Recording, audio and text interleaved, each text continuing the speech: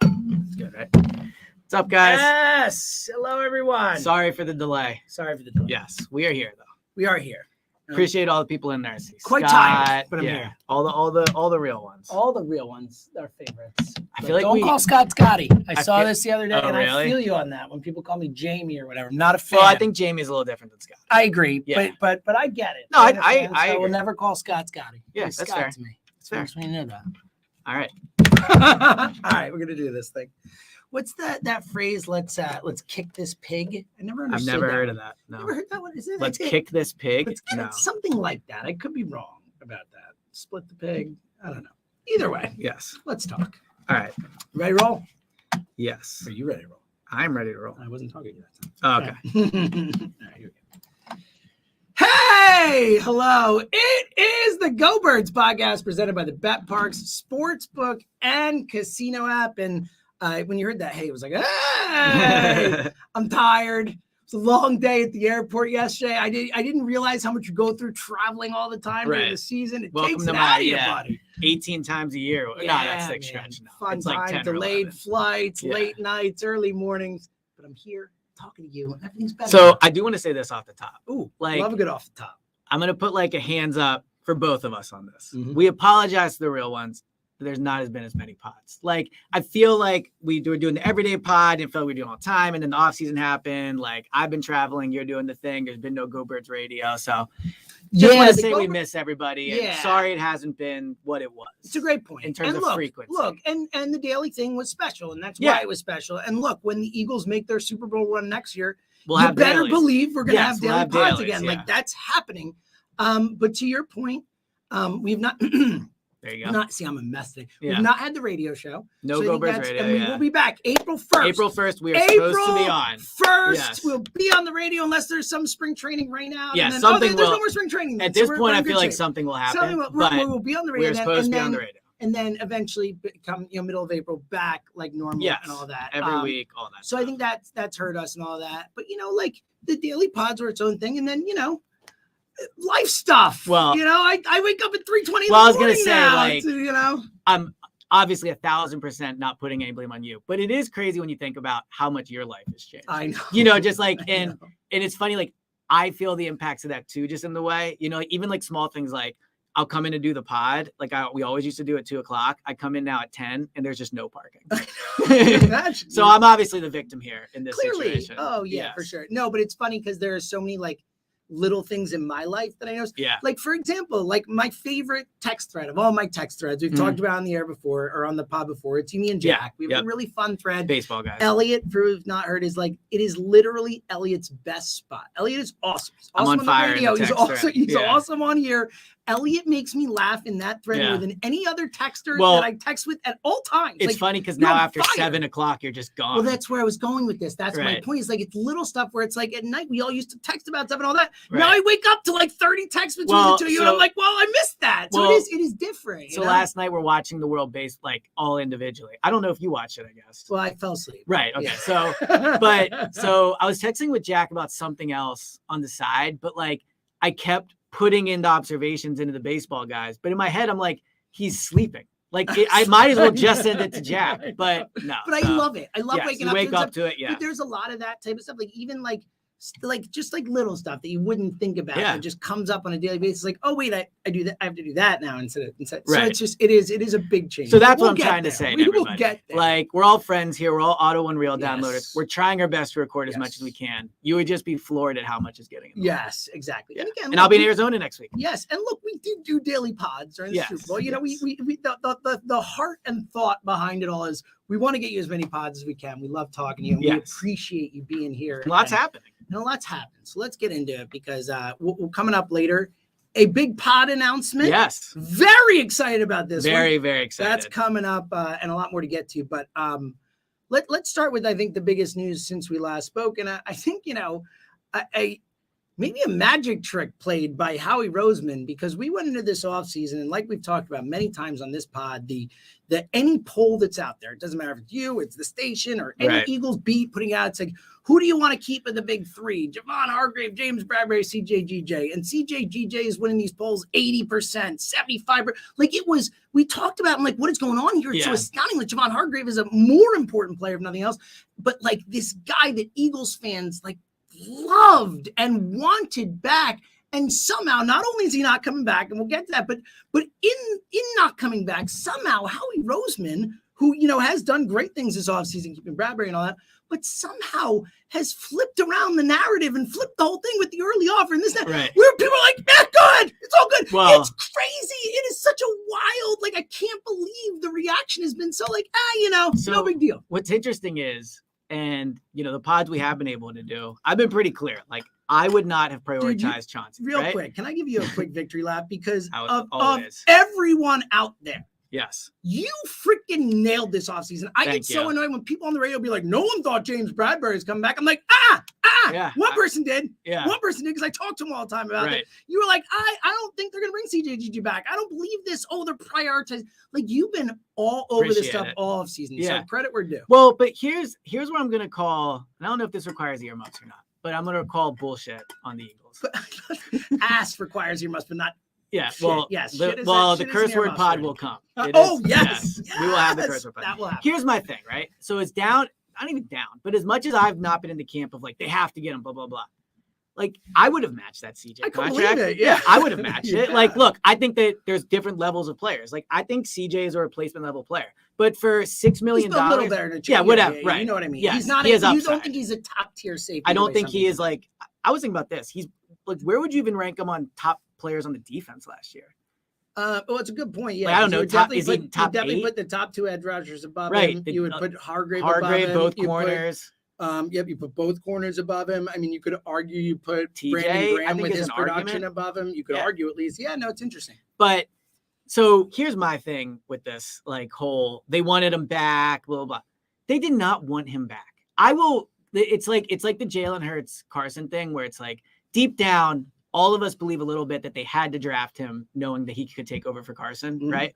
You will never, ever convince me that the Eagles had a priority on Chauncey, because if they had a priority on Chauncey, he'd be here. Chauncey would be here. Look at the money, right? And the age, to your point. You always said someone this age they want. That's why I never, once he had free agency, and that's why when I was in Indy, I got this feeling like it would be over. They would just sign him. Now, to Howie's credit, he did read the market correct. Brilliant. He did. But I think it ended up hurting him a little bit, because I do believe that they made him an offer. He was offended by it, and like things spiraled from there in the way of, like, and I think via his Twitter, he's made this clear. Like, he felt disrespected by what happened out there. Right now, the agent tweet where he said they offered him 3 years with 17 in the third year. And all that. I find that hard to believe. I do too. Like, that was like, why even like, it's a rude offer. I don't think there's any way they said here's $7 million for 2 years. Right. Like, that's $3.5 million a year for 2 years. Now for what it's worth, he got, like, basically probably $6 million for 1 year. So they weren't that far off. Right. So I think a couple things happened. One, I do think the market ended up not being what Chauncey thought. Or what his agent thought, by the way. I'm sure there are other safeties out there that are having the same thing, right? Yeah. But other than Jesse Bates, whose agent should get a big portion of that money. And Jesse Bates is a way better player. A long-established. And that's been my point about Chauncey is we can talk about the safety market's not good, all these things. The one safety that we all agree is awesome got paid a ton of money. So I don't think it's the safety market. I think it's the safeties that were on the market. Like, so when I look at, what the agent said and all this stuff, I do believe the Eagles for a certain price would have kept Chauncey. But if it's true, and I haven't been able to verify this myself, but whatever, like, take it for what it is. People have said it. If they had a chance to match that contract and didn't do it, I understand things might have been heated by that point, whatever. Maybe Chauncey didn't want to come back, right? You can't tell me they valued him. You just can't. And I'm not saying they're wrong for that, but I don't think that the Eagles get to do a thing of like, we want, like, or at least create this perception of like, well, we wanted to keep him, but didn't work out.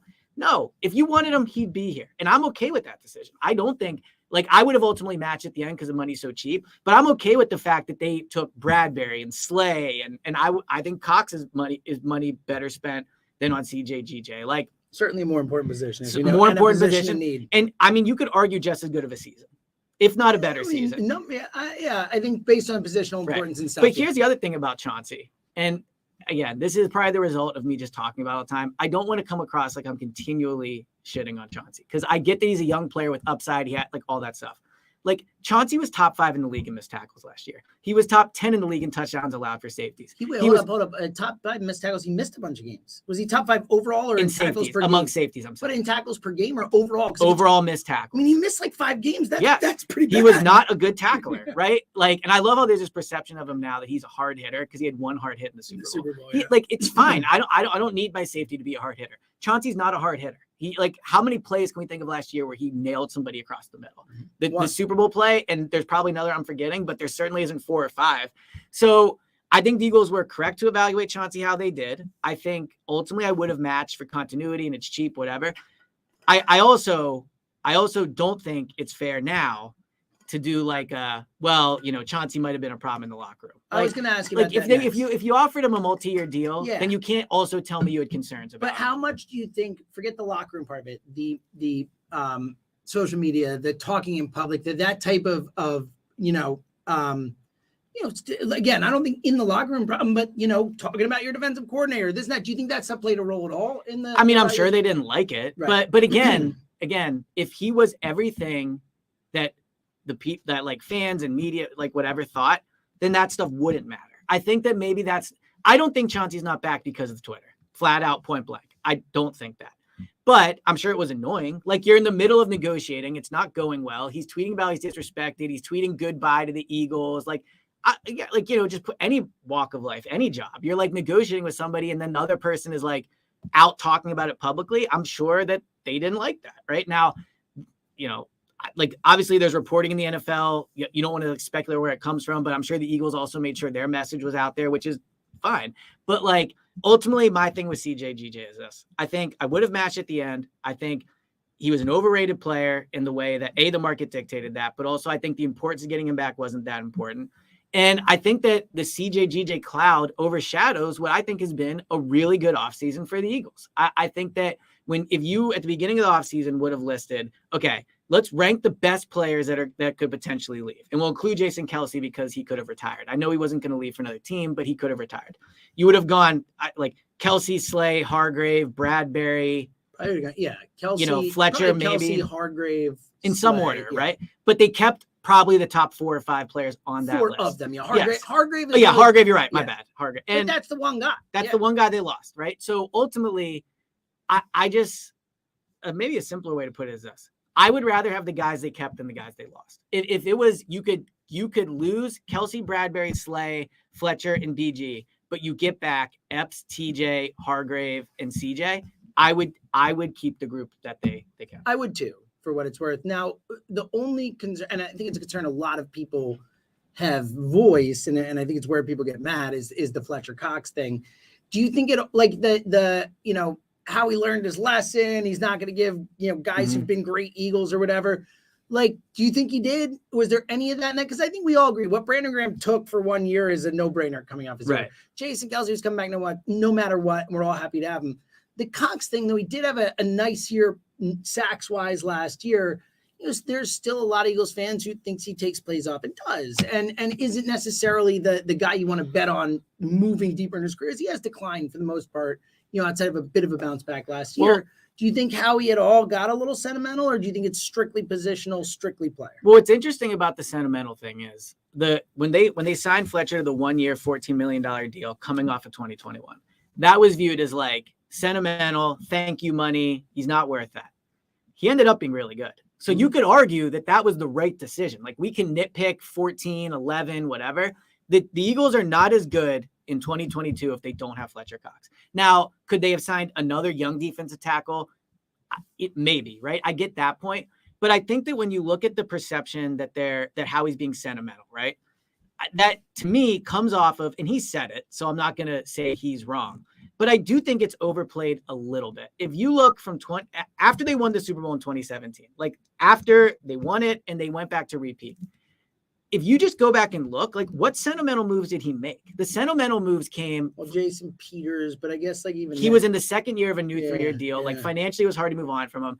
I think in 2020, like I think it's more like 2019. Yeah, that's where the mistakes were made after 2019, where like Carson didn't look good, like all those things. Then he was sentimental for sure.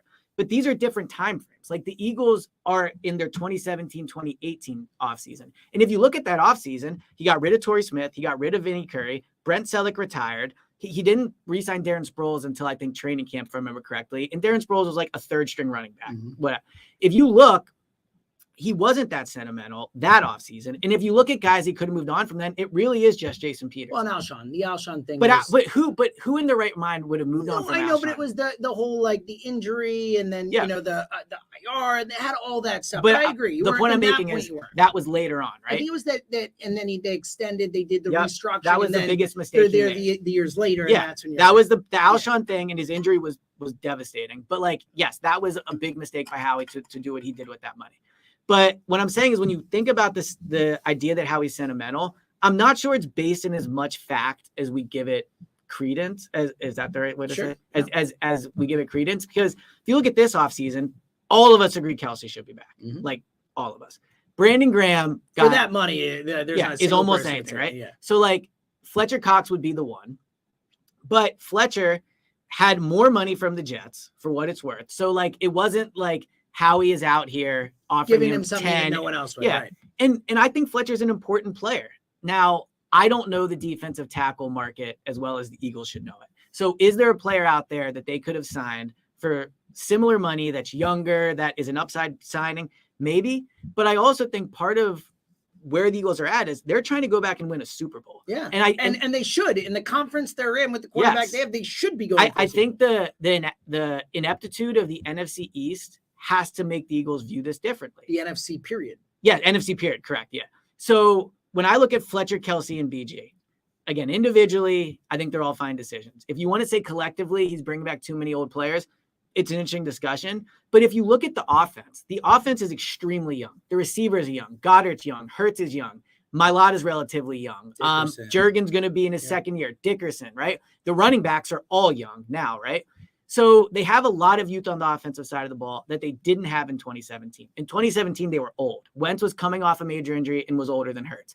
Alshon was old. Trying to remember who Deshaun was 2019, but Aguilar was in like his fourth or fifth year. So they were an older team. Peters was on there, like, right? So I just think you can't go into next season with all young players because a number of things. One, guys that are good players don't hit free agency until after their 4 years because teams keep them, right? So you're never going to sign a third-year young player in free agency. It's just very unlikely.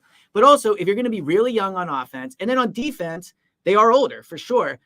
And I did the thing about I would bring back different players, new blood and all that, and I think there's still some truth to that.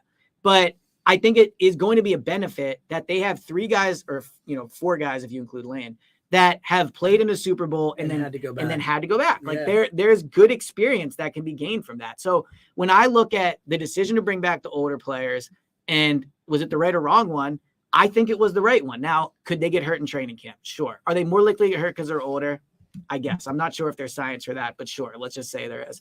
But I don't see a problem with any of the moves. And I think that the key part of this is, not to go on too long of a tangent, but if in free agency, it's like the draft, right? Around the draft, we get so fixated if a guy's 6'1" or 6'2", or if his arms are, if he has 70-inch wingspan or 69 or 68, and it's like, oh, this really matters.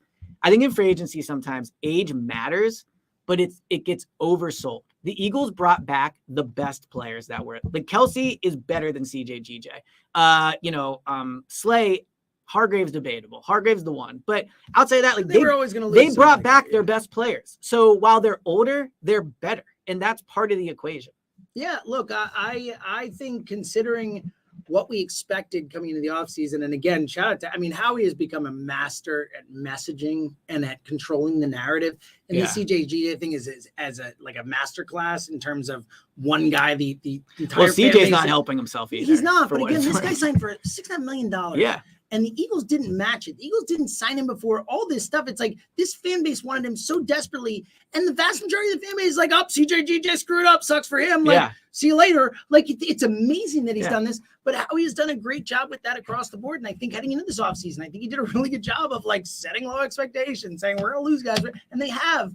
But by keeping Bradbury, by bringing BG, Kelsey, all the stuff that he's done, he's looks better than people thought he was going to. It's like, wow, better offseason than I thought. So across the board, I think Howie has done a brilliant job of selling what he's doing and getting the fans on board with what he's doing. I also think if you look back at the offseason between the Super Bowl and the 2018 season last year, where he made the mistake was he signed older players. I went and I looked. Michael Bennett, they traded for him, but he was 33. Oh, yeah, sure. Haloti Ngata, 34. Mike Wallace, 32. Sproles, not a huge deal, whatever, but he was 35. Like, so I think the mistake they made before wasn't being sentimental to their own players. It was they went and signed old players. Now, we can talk about all the guys they've signed this offseason. They might all suck and they're all hurt, but they all are young.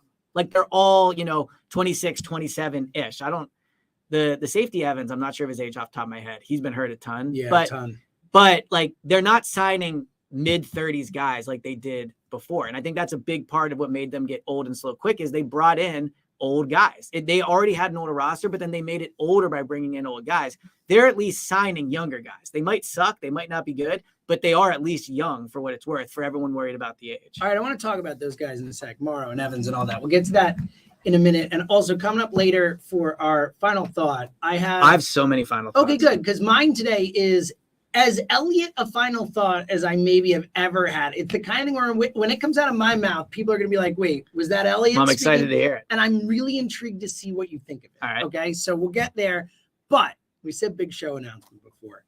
We are so happy, so thrilled. Yes. To bring another sponsor onto this podcast, Window Nation, baby. Window Nation, welcome to the Auto Downloader fam. Aboard. Welcome to the real ones. Shout out to the Auto Downloaders and real ones because you guys are awesome, and that is part of what makes the pod grow. We all know, like, Parks has been unbelievable. And Parks still here. We love Parks. We'll tell you we're about gonna talk Parks in a second. Yep. But here's why I love it so much. Like, we all listen to different podcasts. Obviously, you should only listen to this pod.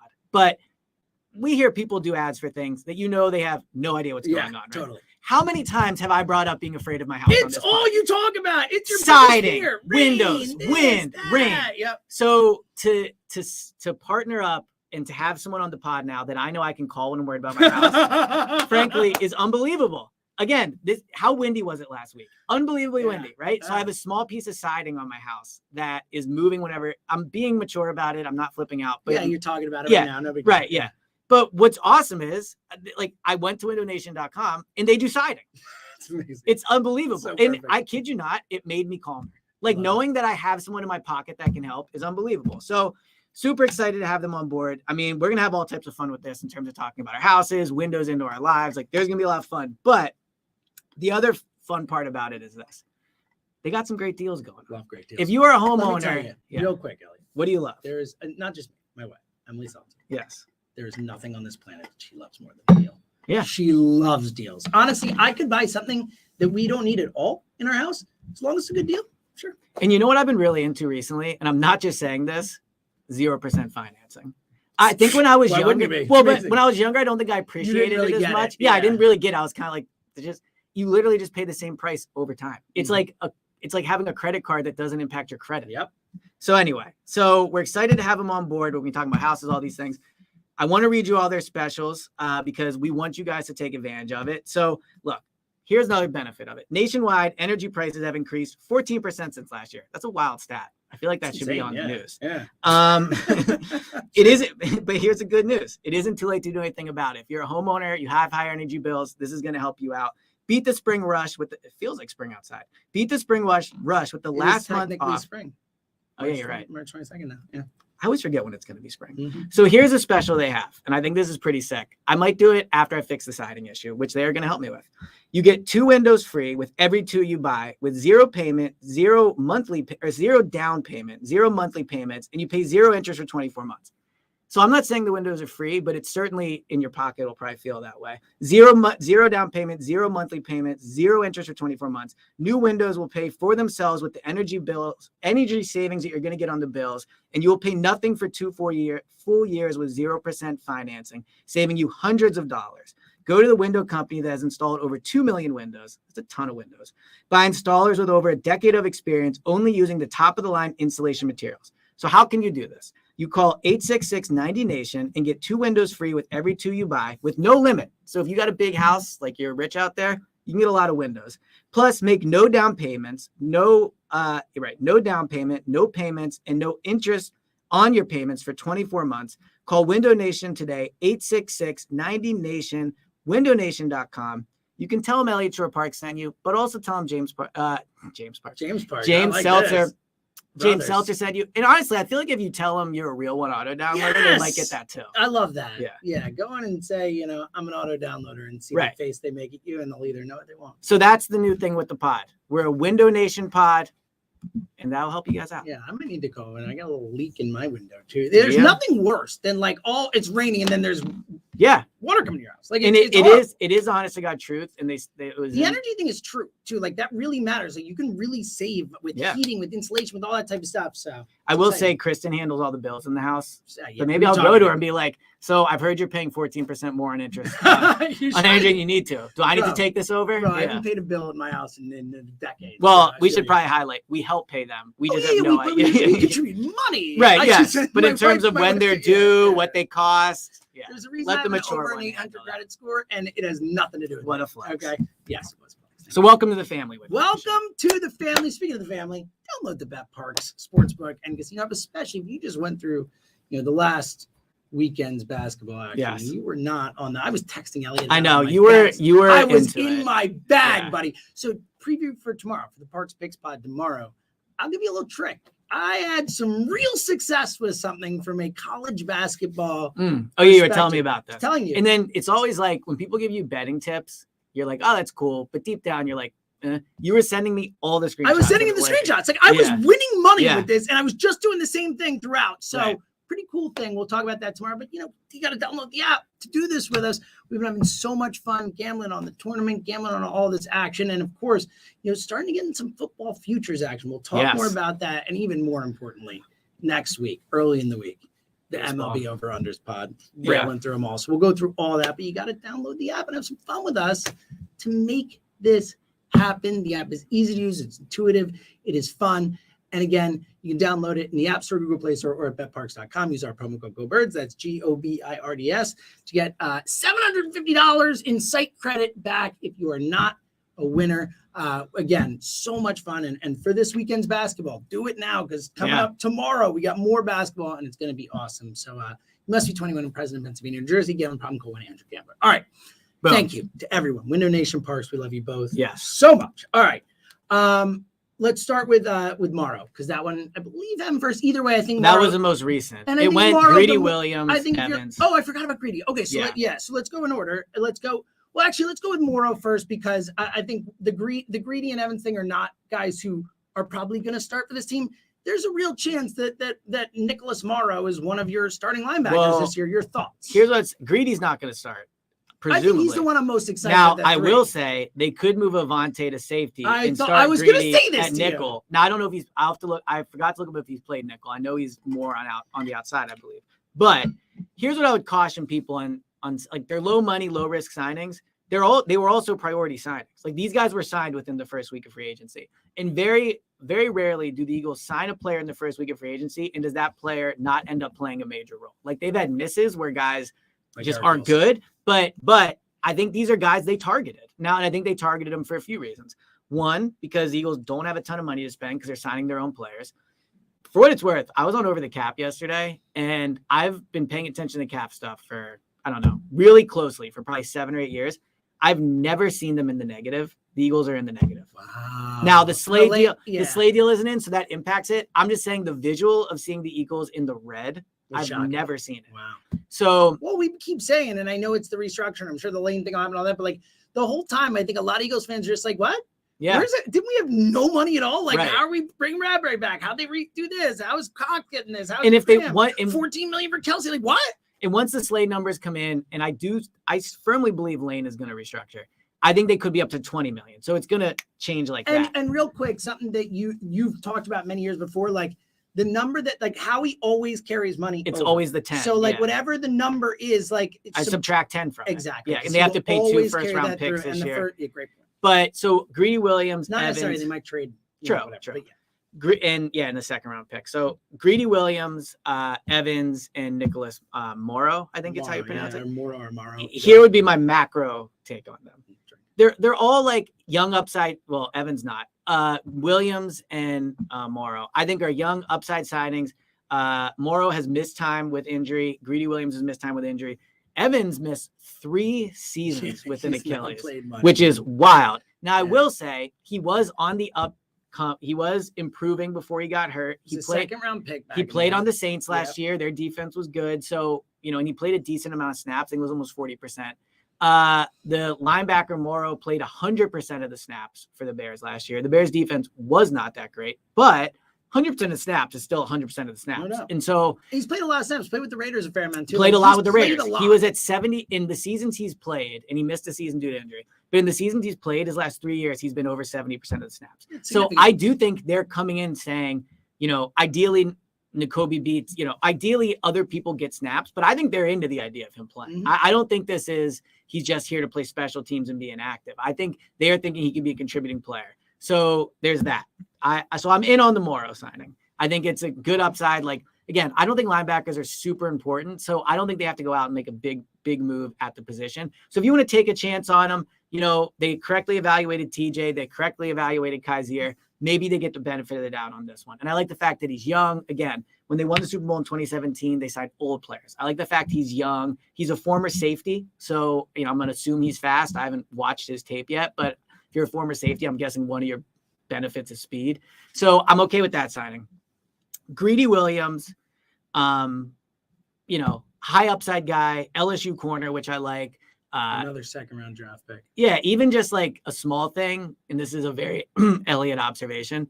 He steps out of the car at the NovaCare yesterday, and he starts flapping his wings like he's an eagle. He just feels like a Jalen Mills type of guy. I mean, Greedy is such a great name. Yeah, Greedy Williams is a great corner name. He was playing well with Cleveland before he got hurt. I think he has the mentality you want in a corner from what I've seen. SEC guy. Yeah, so I'm in on that signing. And again, low money. I think that you could see a couple of things with him. One, he could just be a top backup on the outside. He could come in when they play, 5 or 6 defensive backs on the field.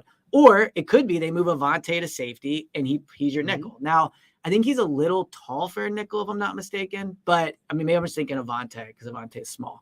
But so that I like that signing. The safety Evans, I don't know what you even expect at this point. Yeah. He's missed 3 years with an Achilles injury. He played limited snaps last year. Again, young, so he's not 34 coming off an injury. But I think also what the Eagles are doing is you're seeing that they trust their medical staff based off last year. Now, is that a smart risk?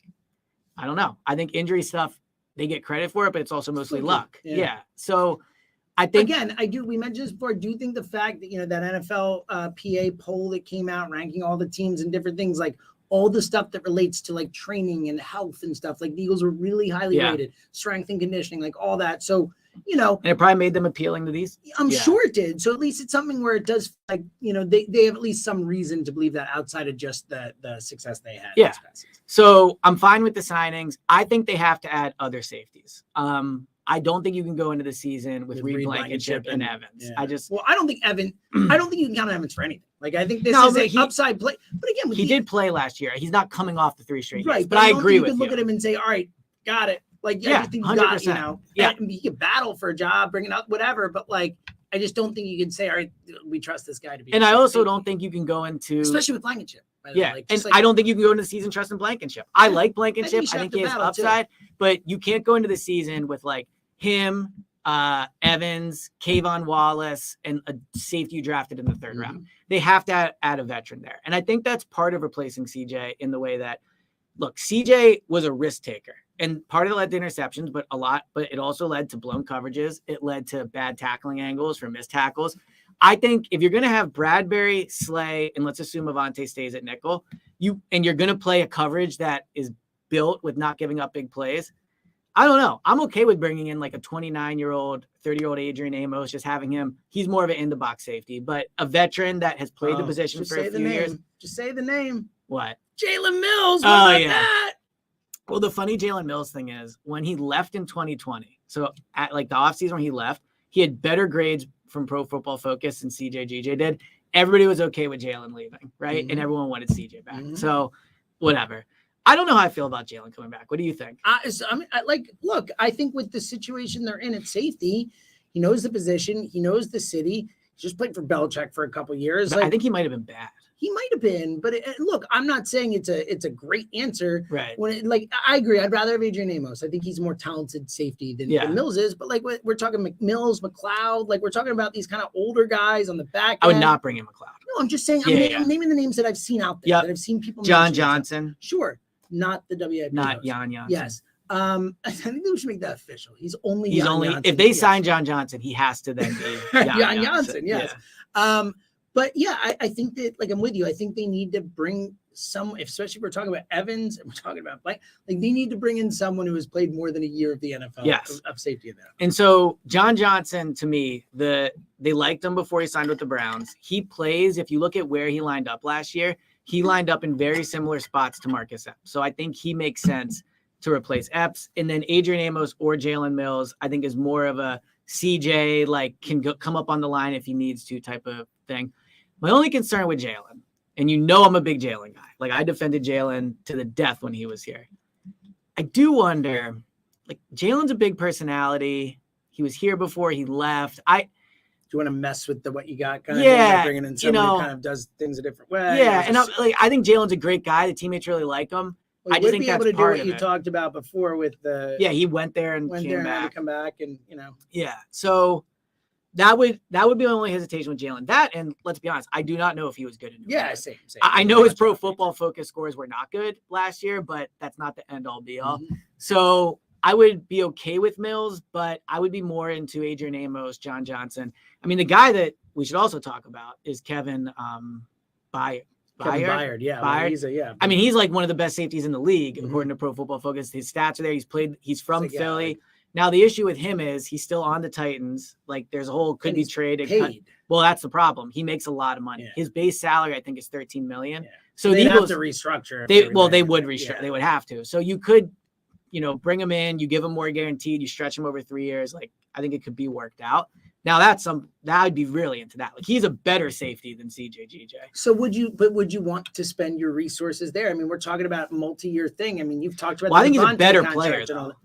No, I'm not talking about CJ. I'm talking about would you forget CJ? I'm talking about as with the Eagles, what they have right now, the money they have for the next few years. Now, would you want to? Is that a position and a player that you would want to commit to, or would you rather, it's a tough try and get through cheap? So I don't think safety and linebacker are super important. That's why I'm asking you the question. But it's good to have a good safety. Yeah. It's also just he's a good player. Football player. Yeah. So I didn't think CJ was as good as anyone else. That's why I'm don't give him that money for that position. I'm going to have to learn how to pronounce his name. Byard, I believe. Byard. I believe so. Okay. So he is. It could be Bird or it's B-Y-A-R-D. I think it's B-Yard. I thought it was Byard, but it could be B-Yard. Okay. Let's call him Kevin. Sure. Okay. So Kev. Now, Kev. Kevin B. Already a personal friend of the pod. Yes. I would pay him just because I think you're supposed to win a Super Bowl next year. He's a good player. He's from Philly. I think he'd be a good locker room guy. He was on good defenses, Tennessee. He has playoff experience. He's worth it for me to pay. And I also think you're not giving him $16 million a year. Let's say, so he's due $13 million, I think, in base this year. I don't know what his rest of his guarantees are. I guess not much if he's about to get traded or cut. You could, guarantee him $20 million over 3 years, stretch it out. I think there's ways to do it where it's not a big cap hit. So I would pay him. And then the question is, what would you trade for him? I don't even know how much. I don't know, a fourth, a third. Yeah. So, but I would be into that. I'm sure the Titans would be willing to. They are clearly transitioning as a franchise. He's been a good player for them. They can trade him to his hometown team out of the conference. Yeah.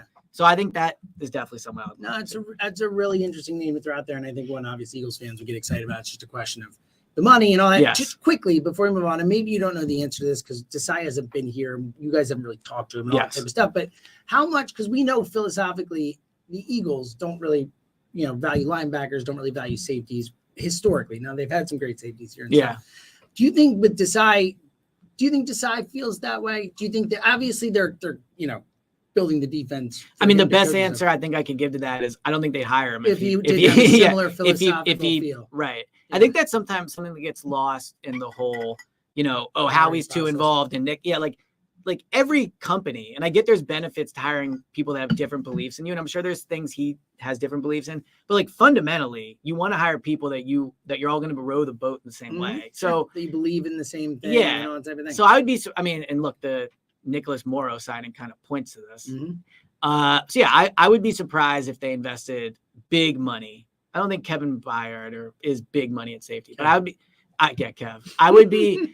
would be surprised if they invested big money in those spots. So yes, I think ultimately this system is going to be relatively the same. It's going to be don't give up big plays, hope you get pressure with the front four and you don't have to blitz. And well, one other thing, and I think that we, we mentioned it early on in free agency, but then they've done a lot. Like they just have signed guys and made moves. Let's not forget what we said at the beginning of free agency and before it. There's still a lot of team building that happens after all this is done. Obviously, they have the draft coming up, but TJ himself wasn't on the team till summer or whatever it was, right? I mean, we've seen Bradbury wasn't on the team till later. Like, and I know they don't have the same money to spend, but you can always make things happen. Like, if there is a trade opportunity, if there is a June 1st cut or whatever type of stuff, like Howie's on all that stuff. So, to assume that the roster as it is now is locked outside the draft is probably faulty. They will make moves for sure, obviously. But I also think we should highlight, like, they're the best team in the NFC, right? So every team would trade in the NFC would trade rosters with them. Like, we're going to talk a lot about their holes at safety and linebacker, and rightfully so, because it's the positions they're going to have to address. They have A.J. Brown, Devontae Smith, Dallas Goedert, Jalen Hurts, two amazing tackles. It's elite edge rushers, arguably the best cornerback trio in the league. Like, their roster is stacked. So while they have to add safeties and linebackers, they're in a far better position than other teams because, to circle it up and put a bow on it, they prioritize the right players. Imagine we were doing this pod and saying, well, Sayamalu's gone, Juergens the center, Slay's playing for whoever, Bradbury signed a big money deal, but they have TJ. Ultimately, which again, take us all back to that time before free agency. A lot of people thought, they're just going to keep CJ and Epson. All these big guys are gone. Right. That didn't happen. And Kelsey being back is a big deal. I know it's not signing a free agent, but it kind of is. I mean, it's, again, imagine if none of these players played for the Eagles and they added the best safety in the league, two of the top whatever corners in the league, two guys at best center in the league.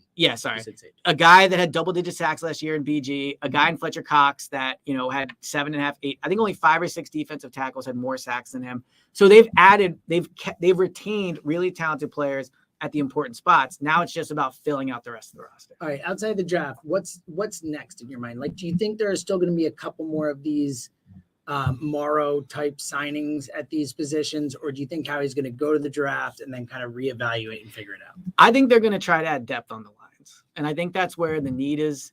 That's where the need is. I would prioritize depth at offensive line and defensive line before I prioritize.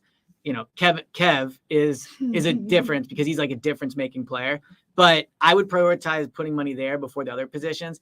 They are thin on the lines for what it's worth. Like, they lost Dillard and they lost Sayamalu, which means they lost Juergens as a backup. They don't have one backup I think you would trust right now. Like, Driscoll's there. And then on the defense, Petto was not a disaster. Petto's not bad. Played, but you're not jumping up and down. I will say, I can't think of his name right now. Josh Sills, the guy who had the whole legal situation. I think it's important to note now that they did not release him.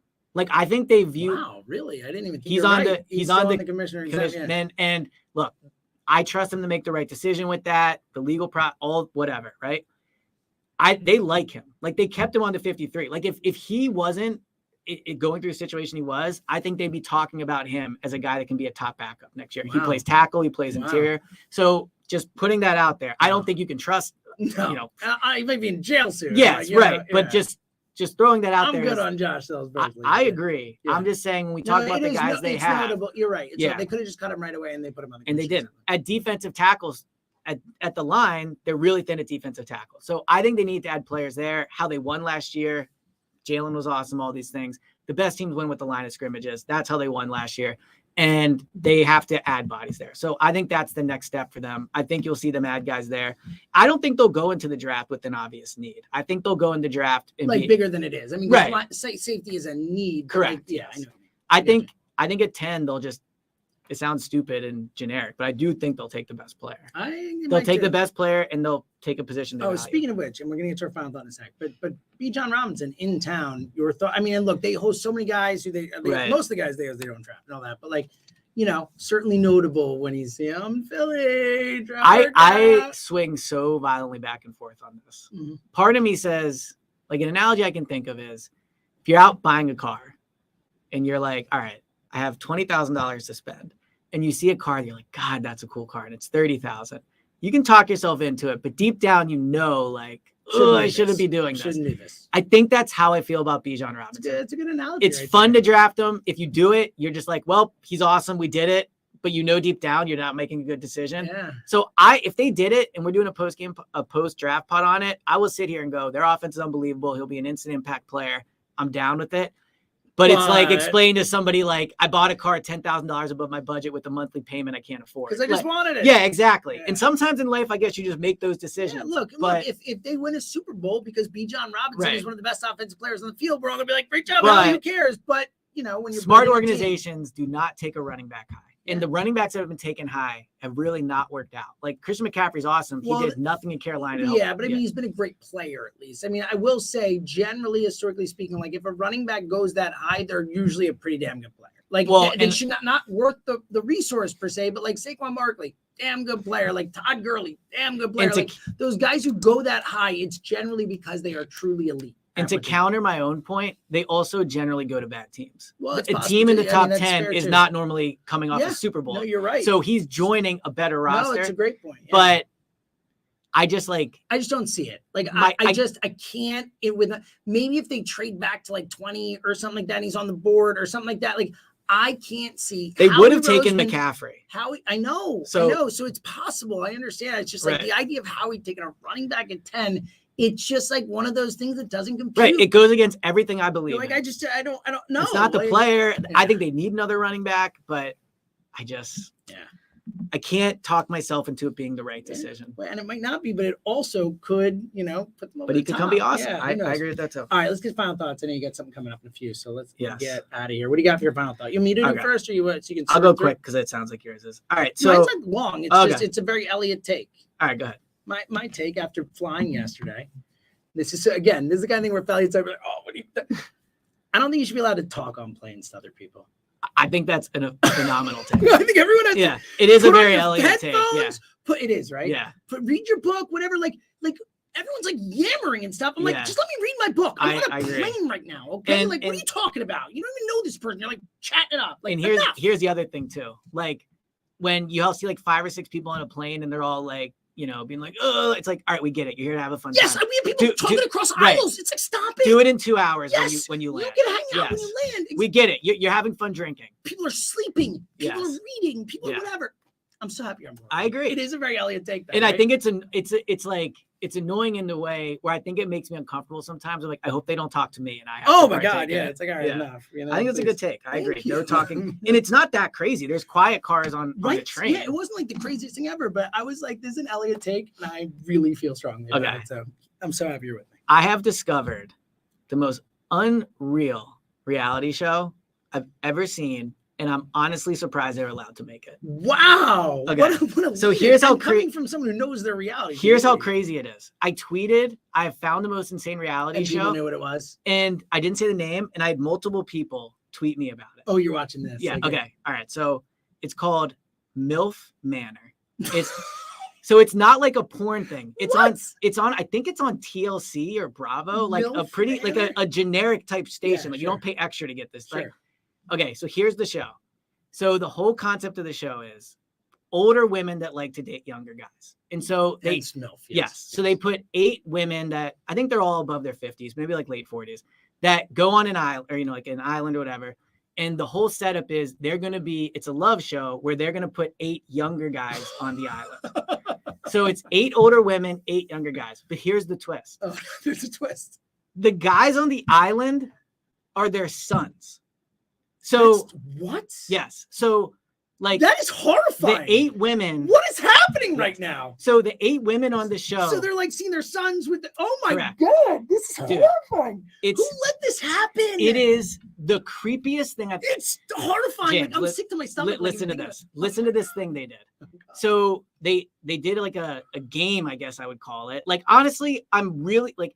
If this show doesn't end in someone being arrested, I'd be floored. I also think it's like not that far off from like episode 7 is going to be like I'm dating my own son. Yes, like, it's like what is happening there? Yeah. So all right, and everyone on the island, of course, because they like are all like, oh, I get it, like you know.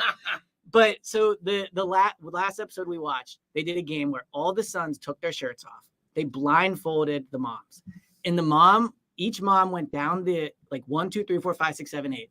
Touched the guys shirtless, and they had to find their own. No, son. They had to find their own son. Right now. So if I'm a producer, I'm like, how can you find your son's shirtless body? Like, shouldn't everyone be concerned about this? Like, isn't it weird to think the mom went down the aisle and was like, oh yeah, this is definitely my son. Oh my God, dude, I'm telling you, like the whole vibe of the show, it's creepy. I mean, obviously, I'm gonna watch every episode, but like, but it's like. I don't get how they're produced. Like, last thing I'll say, what I don't get is when all their sons stepped out, why did they all scream in horror? And be That's like, what I'm not partaking in this. Here? Right. Like, you don't have to, you could just be like, oh my God, this is not what I signed up for. This is Instead, they were all just kind of like, oh, that's my son. Like, and the guys were like, that's my mom. And like, so the sons and the mom share rooms. This is so crazy, dude. The sons and the mom share rooms. I can't believe this is real. It's unbelievable. And this like, feels like a joke in a movie about how bad reality television is. Dude. So in the second episode, one of the moms hooked up with one of like the other sons, and her son had to leave the room so that they. Oh my God, no! And look, it's fine to date younger people, like that's not legal. But not in but front of the whole thing, and the other thing is these kids are like 22. It's not like it honestly has a vibe. It has a vibe of like moms at like a prom where they're like, oh, like little Jimmy grew up. Like that's like what it. I'm telling you, dude, it is. I'm floored that they made this show. Wow, you were not. So when you sometimes you lead, I'm like, oh, that's not that weird. Yeah, I can't believe this is a real show. Yeah, like it's unbelievable. This feels like a joke. Wow. Yeah, I know. Sorry, they text about the thing. Yeah, it's unbelievable. All right, so that's got to go. Yeah. MILF Manor, don't watch it. Elliot will tell us. Or watch it and like, be horrified. Recognize that it's not appropriate, but it's horrified. All right, we'll be back soon. Pod coming up later in the week. And tomorrow we'll do a Parks Picks pod. All right, Elliot's got to go like right now. So we'll talk to you guys later. Thank you, everyone. Love you guys. He's Elliot. Bye, guys. Bye, guys. See you guys. We will see you all tomorrow. Thank you so much for watching. We love you guys. Thank you.